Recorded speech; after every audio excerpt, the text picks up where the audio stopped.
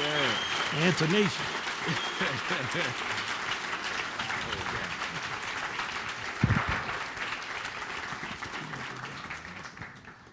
Happy July 4th, America's birthday, Yes, sir. and the day that Louis Armstrong always claimed was his birthday. Right.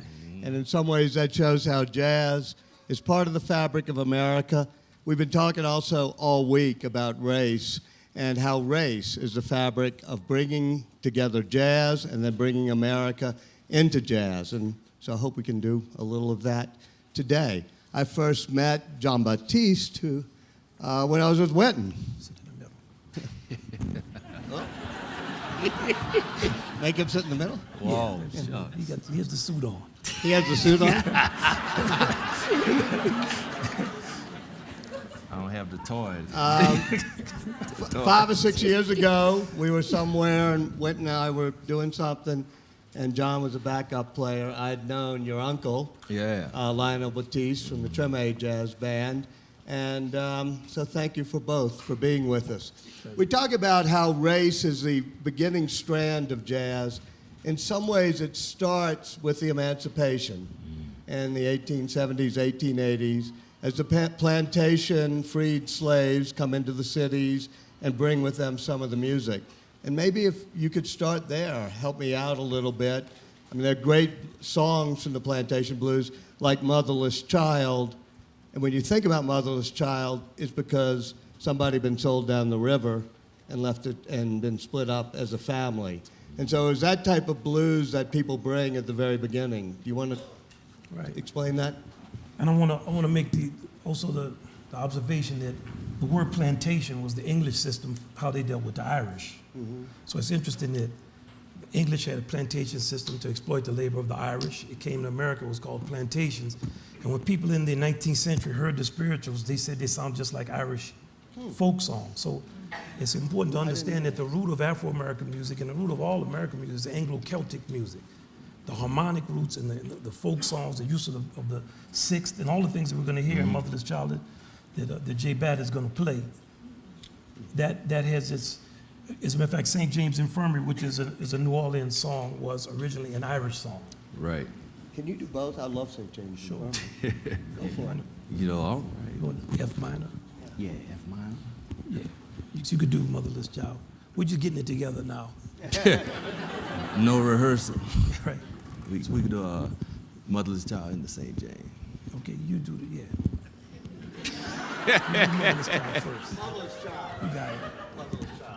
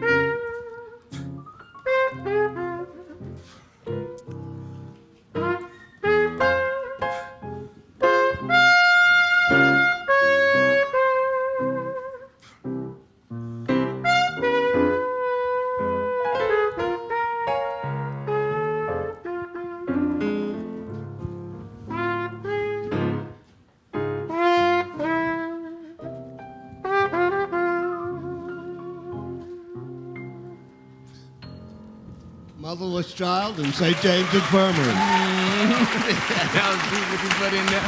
That made the third. You heard that? Yes, you hear a lot of the pentatonic scale in it. Why? The melodic root of it is very pentatonic based, which is also from Africa, you know, the pentatonic scale. Like if you play, you hear it in a lot of folk music.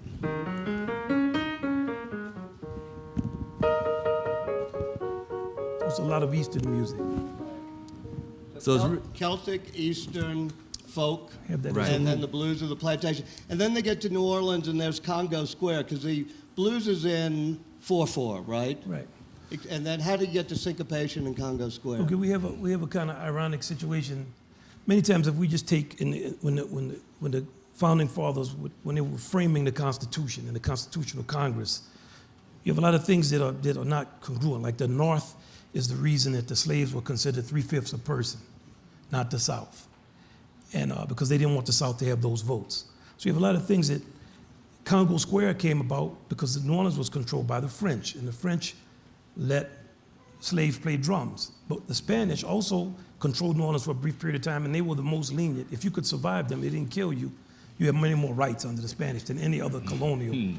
So the New Orleans style, New Orleans people were had much more freedom, and they were much more integrated. After the Louisiana Purchase, 1804, from that point till really the 1870s, it was a constant American attempt to stop slaves from playing, to get rid of Congo Square, to make them be like the rest of the slaves who were more English and more Protestant. So they had to deal with another type of environment. So in a strange way, in New Orleans, we had all of this freedom due to the French and the Spanish. We were in America, which was the land of freedom, with the Mississippi Basin, the bottom of the mouth of the Mississippi River. And finally, the Congo Square stopped because the militia started to drill in the square, and the slaves stopped. But before that point, on a Sunday, people had a chance to sell goods, something slaves didn't have a chance to do in the rest of America. And they could dance and play African music. And from that comes all of the music that we hear that has drums. That's why New Orleans has been kind of the fount of all the things from rock and roll to whatever style of music you like, funk, rap. Anything that has drums and bass together comes from Congo Square and that experience. In Congo Square, what was the beat of the drums? A 6/8, and how did that fit It's a in? 6/8 and a 4. So just six. You want to hold a 4 now? So if he's holding the 4, we count that. We're going 1, 2, 3 to 6. We 1, 2, 3, 4, 5, 6. 1, 2, 3. Yeah.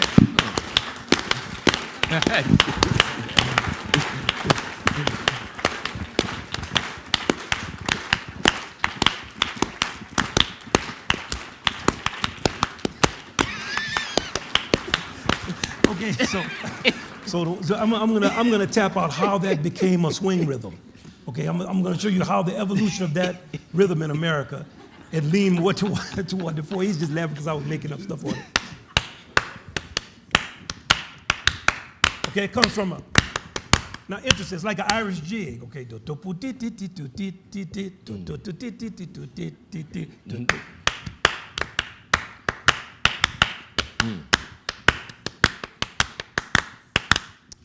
that's the American swing pattern, shuffle.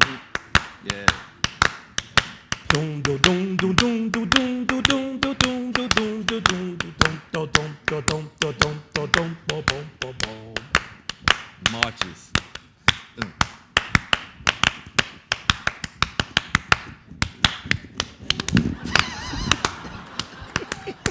We can't help it. Well, I heard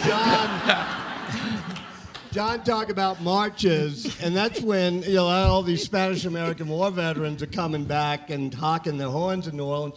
The march is in 2/4 time, so how does that play into the syncopation and the mix? Well, when you get into New Orleans music, they do the big 4.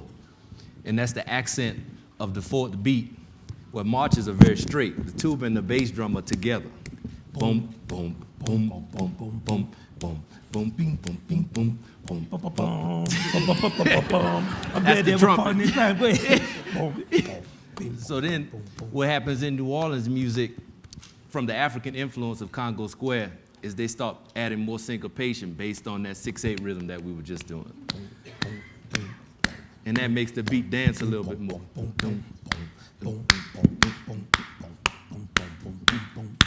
Hear the difference? Make you want to shake your butt. And that's what we became famous for.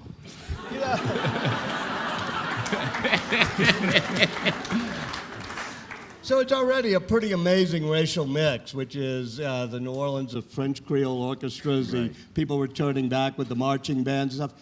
Who brings it together? Is it Buddy Bolden, or I mean, you're you're the person who understands Buddy Bolden better than anybody. He knows about it. Buddy Bolden brought it. Interestingly enough, Buddy Bolden and the jazz musicians came in the period after Reconstruction. Now, this is the same period in New Orleans where we began instructing Confederate statues and doing all of these things to say, okay, we are fully America now, and this is the place we want y'all to have. Buddy Bolden, Jelly Roll Martin, the early jazz musicians very consciously counterstated that. At that time, of course, they couldn't say anything if they wanted to live. They made the intelligent choice. They were very quiet from a political standpoint, but socially, they made their music a certain way, and their music celebrated freedom, and their music celebrated the exact freedoms that we enjoy and that we're celebrating here today. So what they did was they took the traditional marching band form that you would hear Philip Sousa's band, the most famous band in the land and the greatest band. That organization, the clarinet and the high register, the trumpet, noble trumpet playing the melody where it should be. The trombone down there sliding around somewhere. We never know what they're doing. And the bass and the drums playing their part. They changed the bass and the drum part the way John demonstrated. Instead of being on the downbeat, they placed the accent on the offbeat. So instead of going boom, boom, boom, boom, boom, boom, dum, dum, dum, dum, dum. Wait, can you go to the piano and show us how the trumpet does the melody and then the bass, how that works? And you can do the trumpet melody.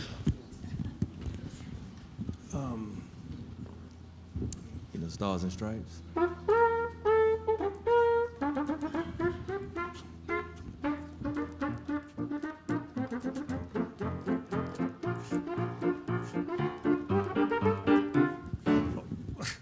And then Buddy Bolden was. That melody is not trumpets. We don't play those kind of melodies. Our melodies are much more.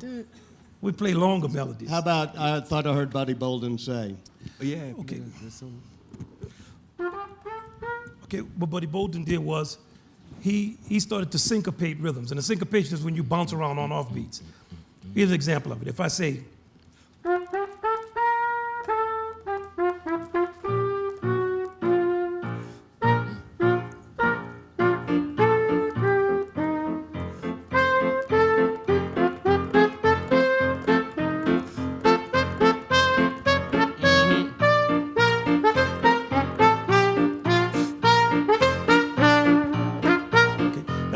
Kind of traditional march. I started to get into it a little bit as I played. Now, Buddy Bolden took that same kind of sound and listen to the difference with the way he starts to play it.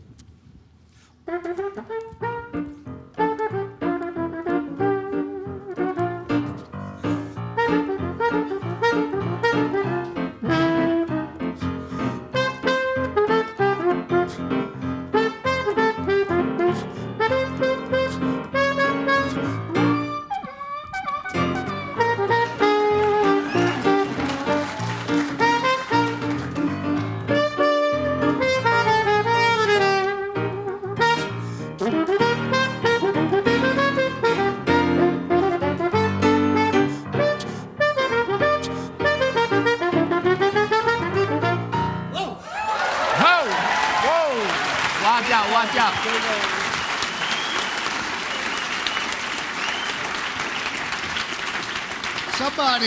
Somebody from Missouri, maybe Jeff Rosen, somebody asked me, so how does Scott Joplin, the African-American sort of ragtime player, how does he bring his stuff into what becomes jazz?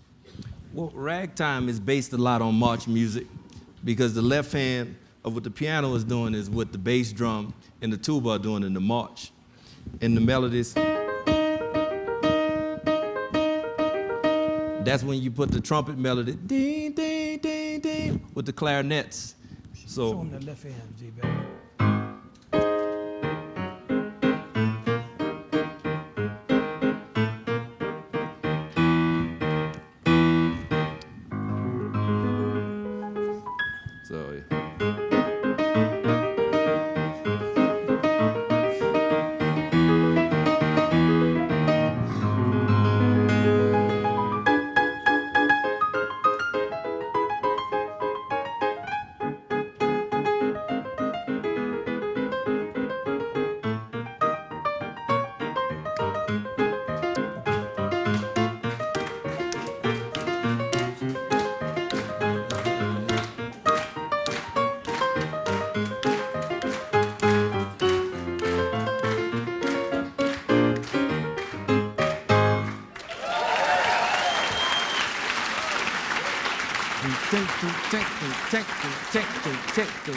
So we got a lot of influences coming down, and W.C. Handy comes down. Let me ask you a question. Did Louis Armstrong ever really hear Buddy Bolden play? Louis Armstrong did not hear Buddy Bolden play. By the time Buddy Bolden had lost his mind, it was in 1904, 1905. He wasn't born. He was born. Louis Armstrong was born in 1901. So he heard the spirit of Bolden. And the three trumpet players that did hear Bolden, the chief one that was hired to replace Buddy Bolden is Joe Oliver, who became Louis Armstrong's mentor and who sent for Louis Armstrong in Chicago in the early 1920s. There were three really great trumpet players: Joe Oliver, Bunk Johnson, who we have whistling, the tune that we played first. You just played. That's the song "Bubba-da-ba-da-ba," something that Bunk Johnson whistled unbelievably well. He even went up a fourth and whistled the same thing in tune. And Freddie Keppert, who was a Creole trumpet player, who they say could blow the mute out of the bell of a trumpet and could make sounds like a chicken and a cat. And there were other great trumpeters like, he was unbelievable. Like Buddy Petit was another great one that played with a great deal of sophistication and diminished. And what Louis Armstrong did was he integrated all of the great trumpet players, and not only the great trumpet players in the Afro-American tradition, but also the great cornet trumpet players. There was a whole tradition of great American cornetists that start with a great Afro-American cornetist named Francis Johnson, who lived in Philadelphia in the early 1800s. Unbelievable story. Went to Europe, had everybody in the town dancing to him, created the first pops orchestras, all kind of things in his tradition. Then the great Patrick Gilmore, unbelievable cornetist in that tradition. The string of white American fantastic players, Boromir Creel, Herbert Clark, the list goes on and on of just fantastic players. Louis Armstrong grew up in the glow of that fantastic cornet playing, and he put all of our cornet, all of our styles together, and that's why he is and remains the greatest trumpeter of all times. He brought so many traditions together with such ease and such naturalness. It really remains, even as long as I've known about him, as I listen to his albums, it's still not believable. Can you tell that story you once told me of your father, the great teacher, Ellis Marsalis? And you weren't exactly a fan, if I remember, when you were a kid, of Louis Armstrong. And I'll let you take it from here. Well, I didn't like Louis Armstrong. Like many people of my age, coming up after the Civil Rights Movement, we had our afros, our platform shoes, we were listening to Stevie Wonder and Marvin Gaye, and somebody with a handkerchief singing "Hello, Dolly." We didn't want to hear about that. So if you were not extremely sophisticated in your understanding of American history, you did not want to hear. My father would always say, "Man, you have to check Pops out." And I was like, "Man, I don't want Pops, you know." And in New Orleans, too, it's so much what we call Uncle Tommen goes on. It's so much of that goes on, playing Dixie, shuffling. And in my time, I hated that with an unbelievable passion when I was growing up. There's no way for me to even express the type of anger and hatred I had toward that type of behavior. So I could not appreciate Armstrong. But when I left New Orleans, and I was in New York at that time, my father sent me a tape. Then it was a cassette tape. And it was Louis Armstrong playing Jubilee. He said, "Man, why don't you learn one of these pop solos?" So I put it on. It sounded easy. It was on Louis Armstrong playing Jubilee. I thought, man, this is easy. I'm used to playing all these fast solos, Freddie Hubbard, Dizzy Gillespie. So I put it on. I started to work on it. Man, I could not play this solo at all. Just the endurance of Louis Armstrong. He never stopped playing. He was always up around high B's. And when we got to the final chorus, I called my father. I said, "Man, I didn't understand about Pops." He just started laughing. He said, "That's right."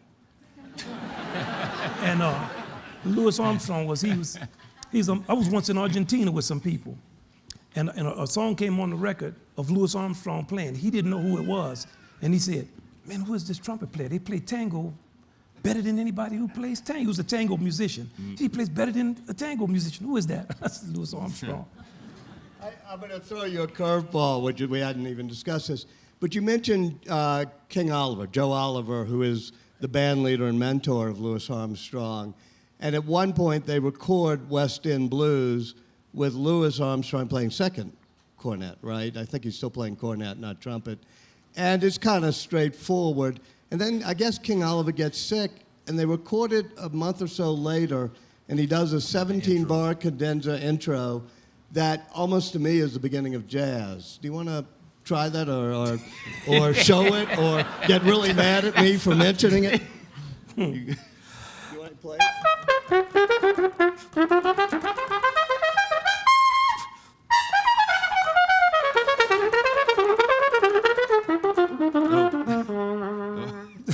That's roughly it.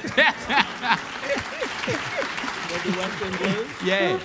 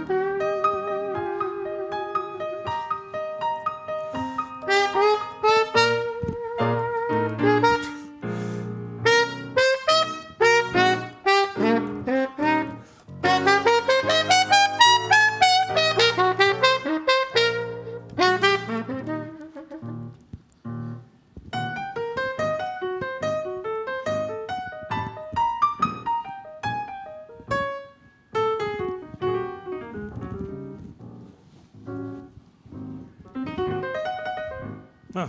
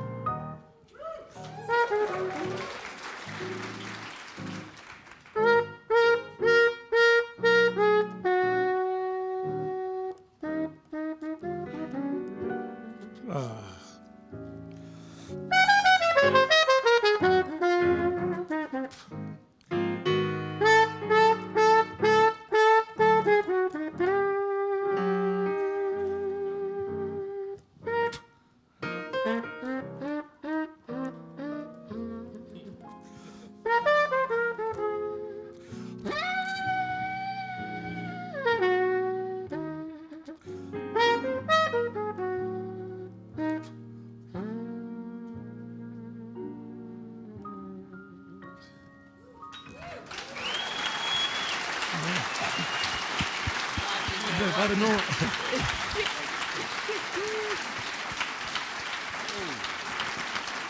look, I'd have warmed up if I'd have known you wanted me to play that one. That's hard. That West End blues is not a joke. Dealing with that altitude. Yeah. You got the vibe. That's a vibe. You know, it's ties into our theme of race and what happens to the American, because that brings all the strands together when Hot Five, I guess it is doing that.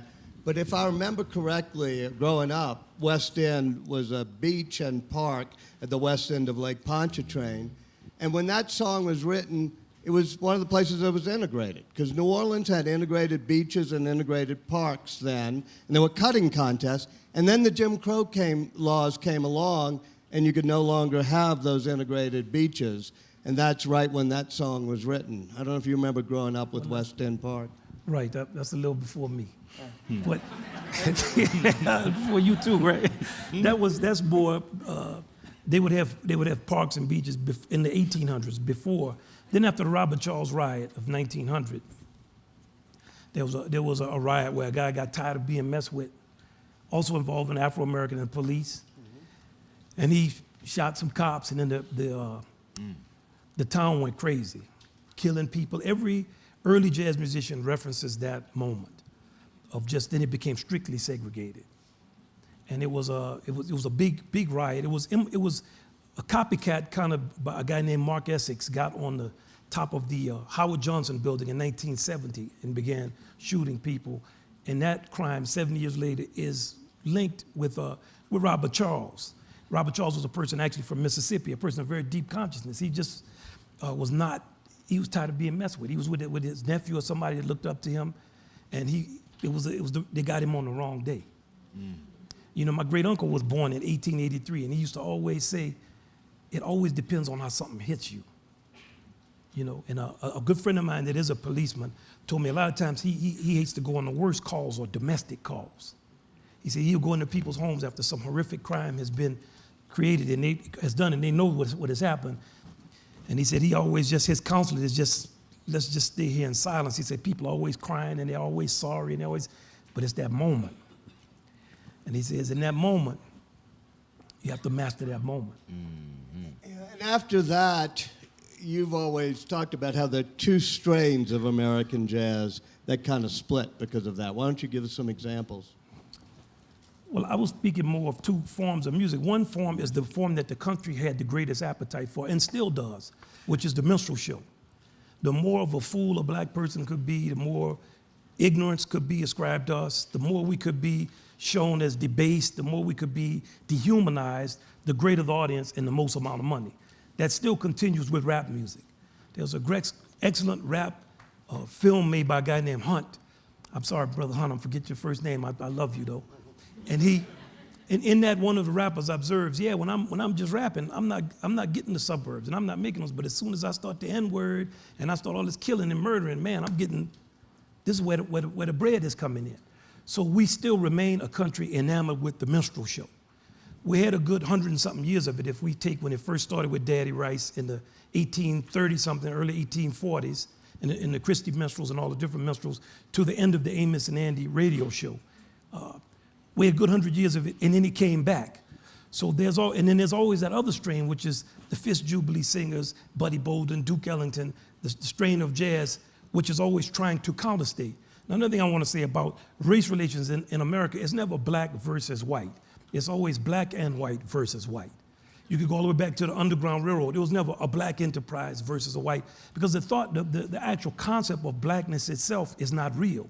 It's something that exists in this country only for that group of people who are deemed to be black, to be the other and always be the counterbalance to freedom. Well, how do we know we have freedom? Because y'all don't have it. So it's built into kind of our consciousness. But if you go to people in countries that are all black or have no people with any brown in their skin, they don't look at you and say, my brother. You go to places in Africa, they're not looking at you like, yeah, what's happening, brother? That's not, they have their own kind of construct and their way of looking at the world of who is with them and who is not with them. In our country, the greatest challenge is for all of us to be together in spite of our history. And not only in spite of it, but because of our history. Because our history has both strains, a strain of terrible and ignorant things and a strain of wonderful things. So the question of our symbols is always important, because your symbols will determine what aspect of your personality do you choose to embody. And it's also a personal struggle that we all have. We all are capable of doing little things. But the thing we ask ourselves every day is, how can I not do these little things and do these other big things? But we're all capable of it. And so too are we capable as a nation of doing the smallest thing. So how do we do the biggest thing? And when all of our symbols are a celebration of smallness, it will lead us to doing things that are small. When our symbols are big, they will lead us to big things. And jazz has always been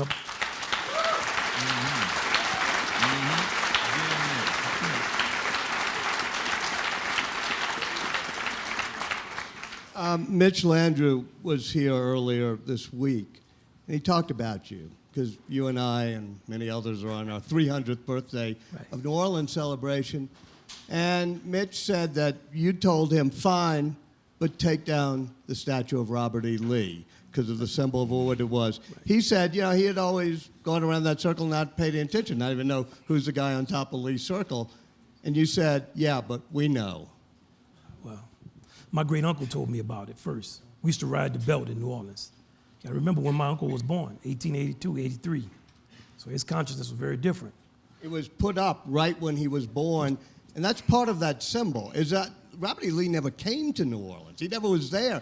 He never fought for New Orleans. It was put up then, just as when you were talking about it, when the resistance to racial equality was coming in. Right. When Reconstruction ended, it was a little earlier than that, but then it takes time for laws to take place, and the thought of, well, okay, there was some little brief period of equality. There was a brief period where we were but you know what? We're gonna go back to what we were doing because it felt too good. Now we want the labor structure to be the same. We're going to put up these symbols. And Mitch and I actually talked about that long before what happened in Charleston. It was not a response to kind of, I'm not a big get with the topical issue. I believe we have issues that are human issues that transcend the topical, that are there before we're born, they last our lifetime, and they're going to be there when we're dead. And these issues touch all of us. In America, it happens to be black and white. In other countries, it's whoever their group is against another group. So yeah, I told Mitch, and Mitch is a trumpet player, so we've known each other for years, and his father was a great mayor. We've talked I always wanted that statue to come down. And I've been talking to friends about taking it down. With Mark Morial, I talked, we need to take this statue down because it puts a curse over the city. How you gonna put up a statue of somebody who didn't even defend you? We fell first in the Civil War. We didn't, the Confederate Army did not defend New Orleans. And it's not a matter of the topical issue. And I'm also a believer in American freedoms. I believe that a person who has a contrary view, who believes in symbols that you may deplore, I don't believe their personal right to have those symbols in their home and all that should be taken away from them. That's their right. But I do believe that a statue in the center of your city that celebrates what you are about, that stands over your city, should not be of a Confederate general. First, they lost the war. They didn't win.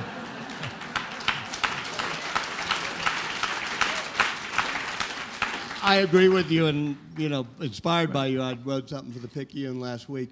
But people say, where do you draw the line? And in the middle of Place d'Armes, now called Jackson Square, where he mustered the troops, you have Andrew Jackson, also a slave owner.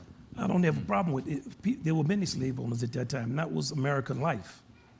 The question is not whether someone was a slave owner or not. If they were American and they had means, they owned slaves. That was commerce, $4 billion of value. More slaves accounted for more than all of the businesses in New York City, and they were stocks. So that was that was a stock that could not lose. So the entire nation was a part of that. What are we gonna do, not put up any statues of anybody? So Andrew Jackson led the Battle of New Orleans. That's a legitimate statue in my mind. Robert E. Lee is not. Got it. Before we, I totally agree. And by the way, you have to say, why was a symbol put up? Andrew Jackson was put up in 1840. This was not about slavery, Civil War, whatever, because he had defended the city. And then even the Union General puts a quote from Andrew Jackson, which is something he believed, that the Union must and shall be preserved. So it's complicated, but I think we have to wrestle with our symbols. Before we move on to the race, I was just wondering, you talked about the two different ways we do jazz. It leads to what, bebop and swing? Do you want to give us some example of that? Yeah, you talk, man. He breaks something down. He breaks a lot of stuff down when we at home and I'm talking to him. I don't want to hog all the time because he's very philosophical. A lot of stuff though. Yeah, but I mean, you saying a lot. I mean, we could play something, "Lady Be Good," okay, from the American Songbook, Gershwin. And it's interesting because Gershwin, a Jewish immigrant to America, right?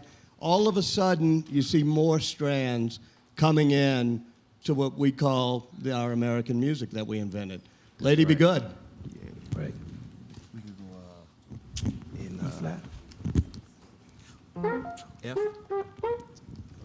Okay, I started in E flat. You want F? Okay, F is E cool. flat, yeah. Anyway, wherever you want. Where you want? E flat.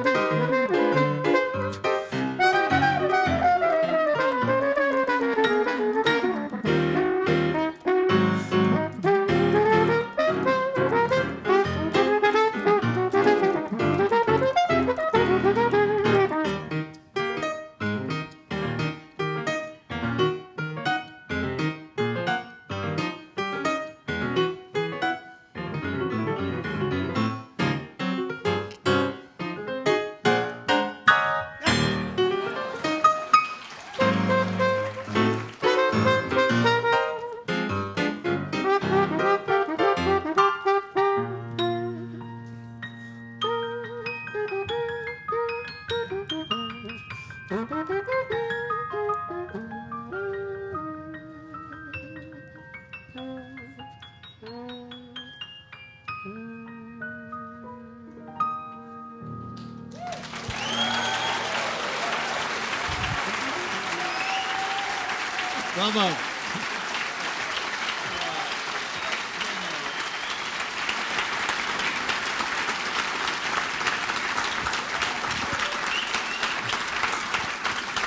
I'm glad to know there's a great Jewish contribution to jazz as well. And finally, before we go back to the end, how does that become bebop? What's the difference in, I don't know, now's the time, whatever. Explain to me swing to bebop. Well, swing music was based in big band traditions. So with swing, you had large ensembles, and the difference with bebop is it focused more on the improvisation of the soloist in a small group context. So, Great Depression, a lot of people lose money, can't afford to pay big bands anymore.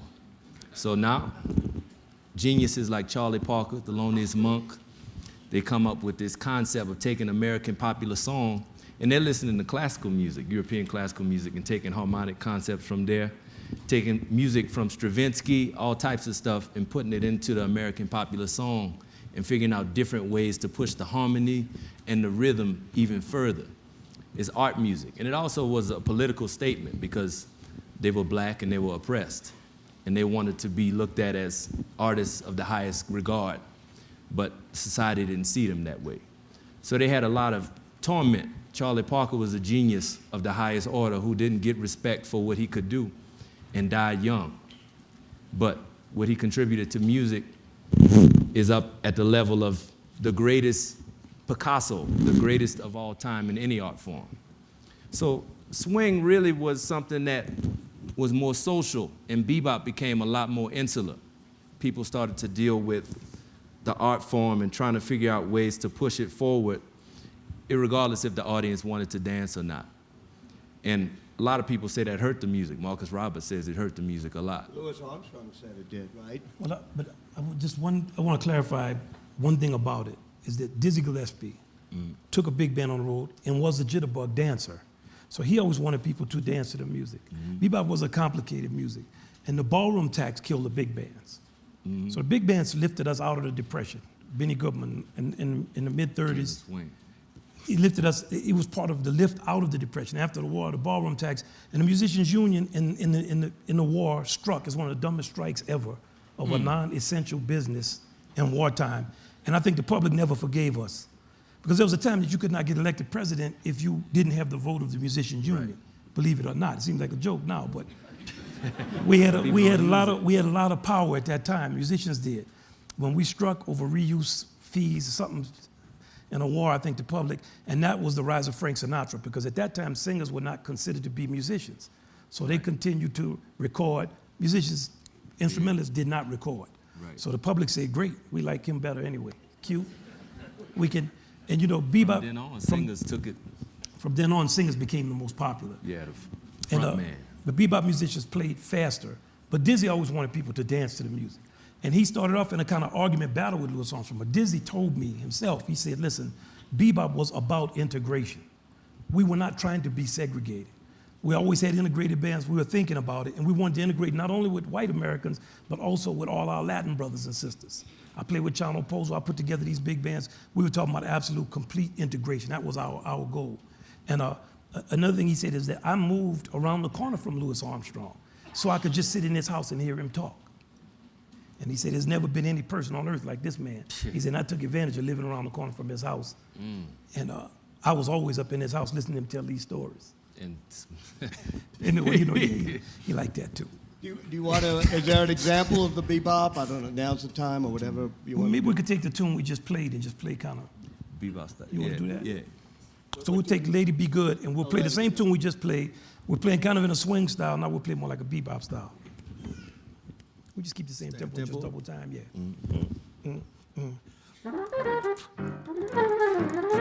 Wait, it's too fast. I'll never double time. I'm about to take it double time. Okay, 1, 2. Okay, you know what? I won't double time. I'll just say good time. 1, 2.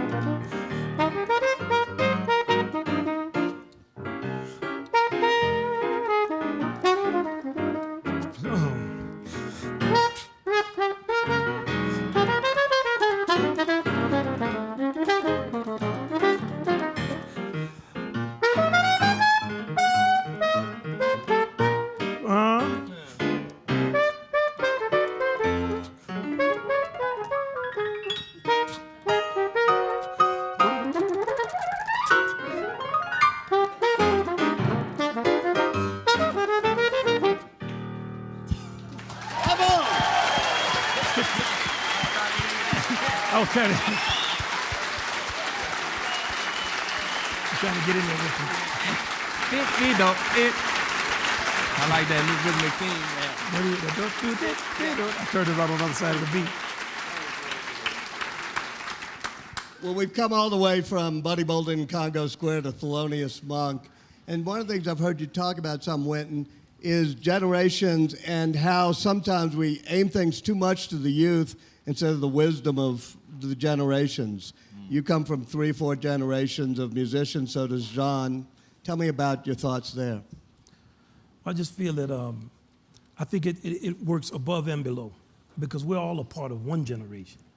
When you go into the Natural History Museum in Manhattan, the planetarium, there's a timeline of Earth, and then it's a long timeline, and then about the width of a hair this is where man appeared.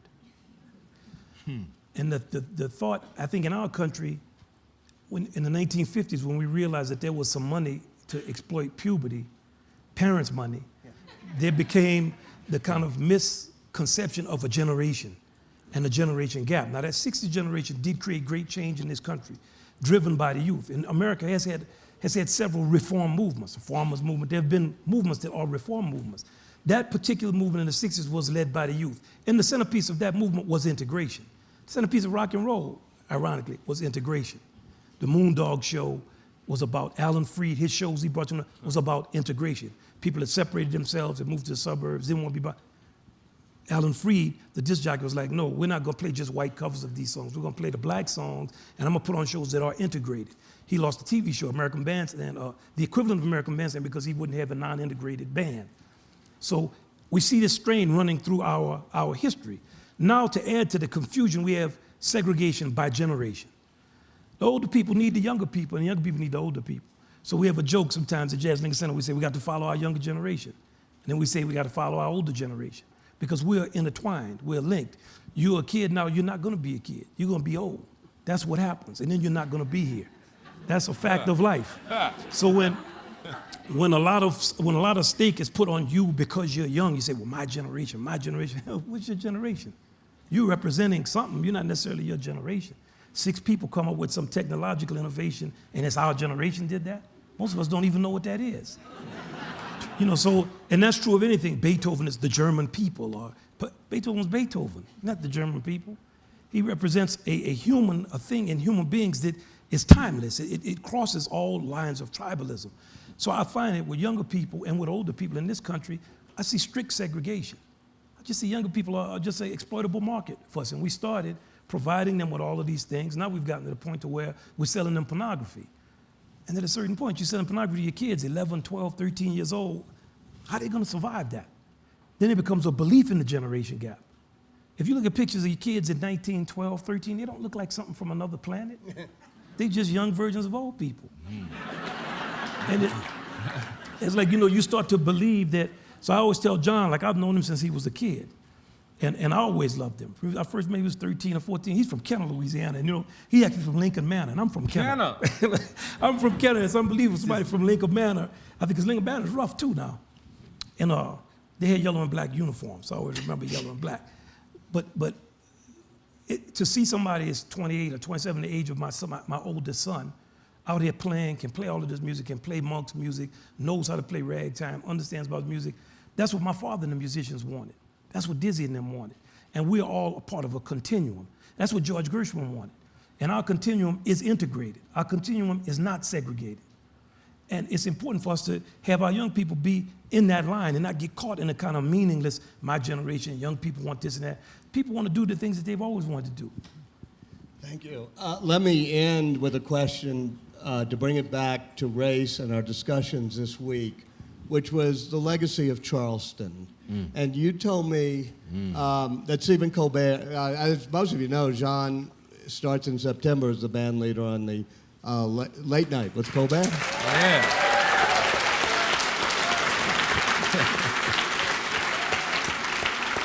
In fact, he met Colbert's producer here when he played, when he was with us last year at Ideas Fest, and got you first on the Colbert Report and now on. But Colbert's from Charleston, and I know you talked to him. What were your thoughts about the forgiveness the families did, and how that play into his thoughts? It's very hard to love.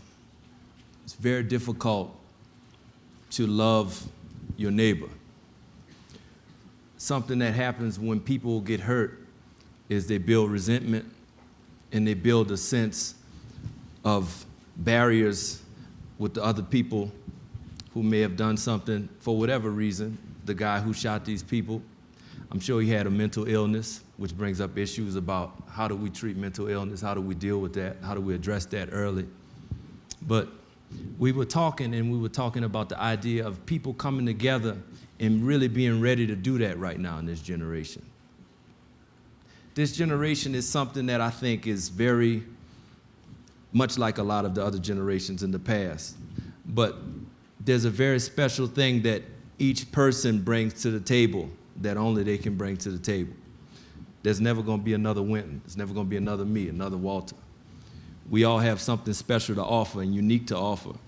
So we were talking about the concept of people having so much pain, and the way to get the most out of everybody is to figure out how do we love better.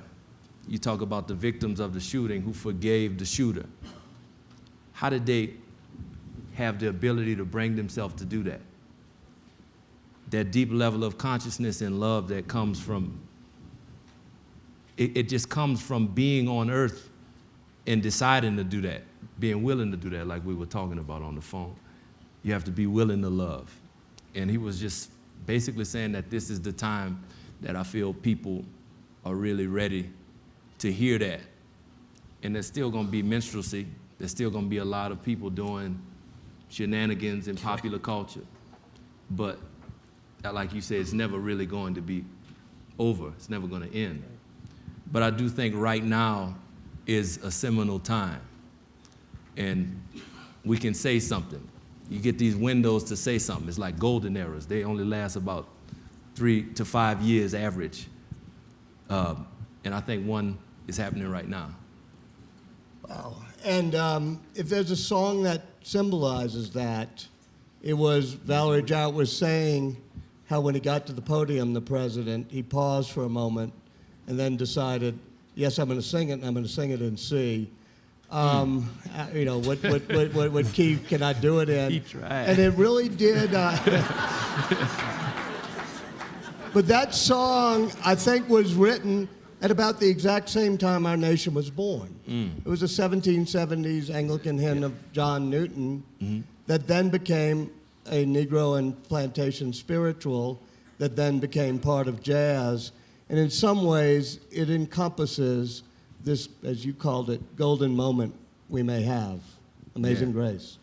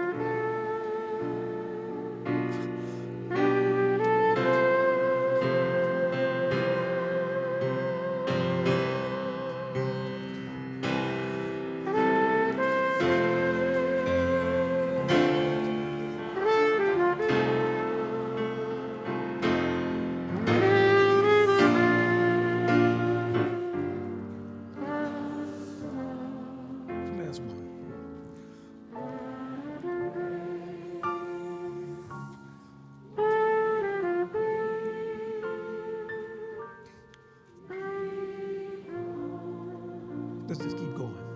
Let's go again.